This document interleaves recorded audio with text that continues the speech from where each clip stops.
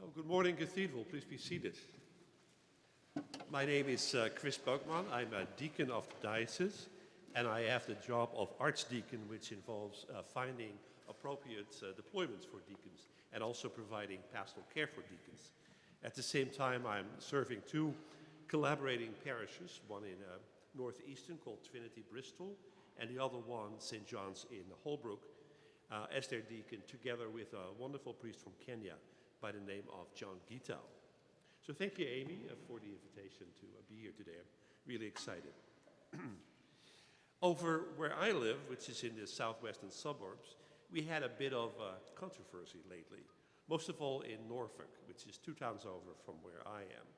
You may have heard recently that Governor Maura Healey ordered an unused prison, Bay State Correctional Center, to be dismantled and converted into a shelter for the families that are currently camped out at Terminal E at Logan Airport. They are mostly Haitian, mostly young families with children and babies. When it became known that these families were coming to Norfolk, there was quite an angry backlash against that move.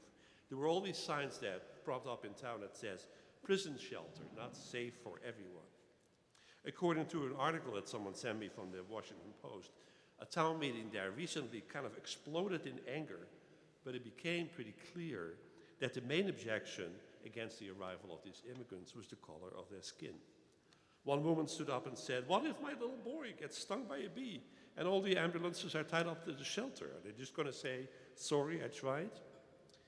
Then this man got up, and with a calm voice, he told the town meeting that there was a quiet group of people that actually would welcome these strangers. He asked that this group would stand up.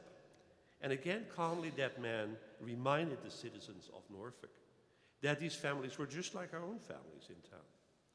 And that man, I'm so proud to say, was one of our own Diocese deacons, Deacon Ron Tibbetts, who is a Norfolk resident and the deacon at St. John's in Franklin, which is the next town over. Ron was there right at the right time and the right place, doing exactly what deacons do. Ron showed leadership, but not a coercive or a directive form of leadership.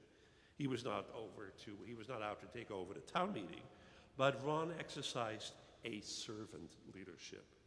So nowadays, when I take my bike through the town of Norfolk, there is a new sign, which is much more prevalent than the old one, that says, "All are welcome in our community." In the gospel this morning, the disciples have just heard some devastating news. For the second time in the Gospel of Mark, they hear Jesus' own prediction of his impending suffering and death, and he will warn them a third time in this gospel. But rather than dealing with their own outrage, their fear and grief, they go back to the old, tired, old playbook. They play the game of who's going to be greatest in the kingdom. Jesus immediately perceives what's going on. And when they arrive at Capernaum, which is Jesus' hometown, he sits down to teach them. He sits down. I love that detail. In our educational system, instructors and teachers and professors all stand up to teach. They tower over their students. But Jesus sits down to teach them as an equal. And Jesus' teaching that he places before them is a simple one. Whoever wants to be first must be last and servant of all. And to make his point, he takes a little child in his arms, the way loving parents do, and says, "Whoever welcomes one of these little children welcomes me." If all the deacons in the Diocese of Massachusetts, or even in all the provinces, had a slogan, it would be, "Whoever wants to be first must be last, and servant of all." Deacons are all about servant leadership, not coercive leadership. I was a chaplaincy manager for a large corporation that built these huge retirement communities nationwide, and I got more than an earful about leadership. At the drop of a hat, we were called to a meeting where we had to identify the new leaders, and we had to hear 10 things that makes new leaders. And with all that leadership stuff, it made me wonder, with all these leaders, who is there to serve?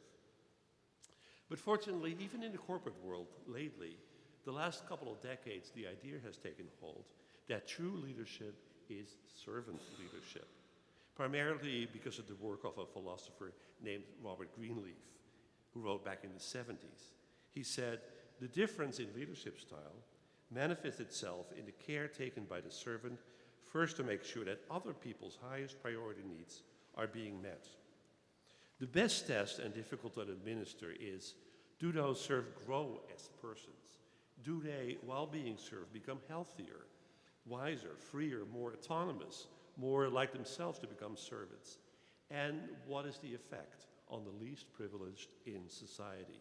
Will they benefit, or at least not further be deprived? A servant leader, Greenleaf says, focuses primarily on the growth and well-being of people and the communities to which they belong.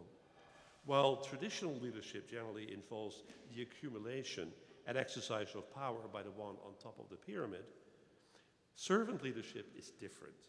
The servant leader shares power, puts the needs of others first, and helps people develop and perform as highly as possible. That's Greenleaf's thought. But of course, this idea of servant leadership goes way back, even before Greenleaf. It goes back to Gandhi and Dr. King, and of course, as we see in the Gospel today, directly to the teaching of Jesus. I think that in our own diocese we have three excellent examples of servant leadership. We have our diocesan bishop, we have our assistant bishop Carol, and we have our dean. They're all good examples of servant leadership. But I love the fact that it's through a child that Jesus demonstrates who benefits from this form of servant leadership. Dietrich Bonhoeffer, the theologian from Germany, once said that the test of morality in a society is what it does for its children. So a year ago, I wouldn't have resonated that strongly with the idea of a child. But that changed a year ago when my wife and I were gifted with the gift of an adorable and brilliant, and I'm saying that objectively, okay, an adorable and brilliant granddaughter named Ella Eva. Ella completely changed our lives and moved the entire focus of our family to herself. Since my children are now in their 30s, I realized to my dismay that I had forgotten to speak baby. So Ella would scream her head off every time I came into the room. Who is this strange man who is obviously not my father, but what's he doing in our house? The trust of children needs to be earned. So I had to work pretty hard to find ways to relate to her, whereas my wife was actually a natural at this. I learned that peekaboo doesn't work. But when I blow raspberry, she thinks that this is hysterical. So we're slowly working on building trust. Children bring out the best of us. They speak to the most tender of our feelings.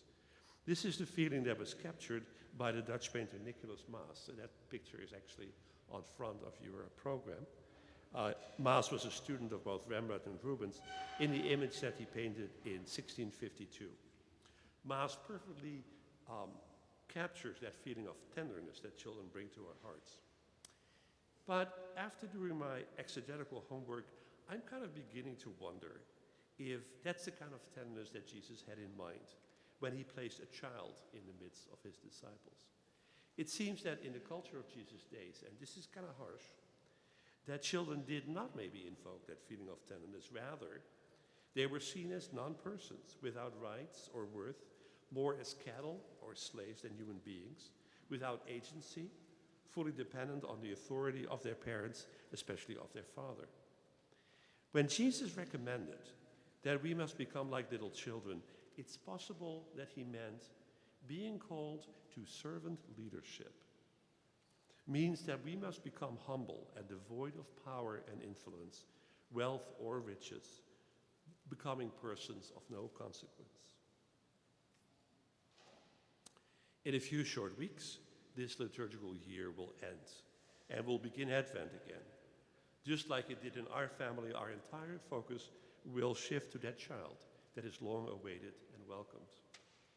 A poor person, a person of no consequence, devoid of power and wealth, because that is the Christ that we adore.